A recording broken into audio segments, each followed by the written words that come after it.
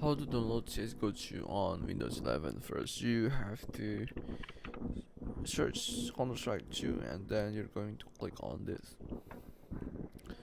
It will open up Steam website and then you can just click to play the game. If you have already Steam, you just have to download it, but because I already have it, I can just open it after this.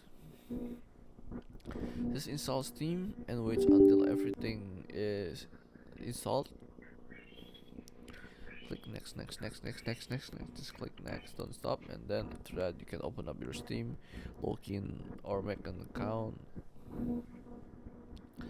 Then you want to head into store and then search for Counter-Strike 2. Since I already have it installed, I can just play the game, but if you haven't, you can just download it. Right now it's updating, but once it's finished update, you can just instantly play the game without without having to pay for anything, without having to install any other additional things. Thank you for watching.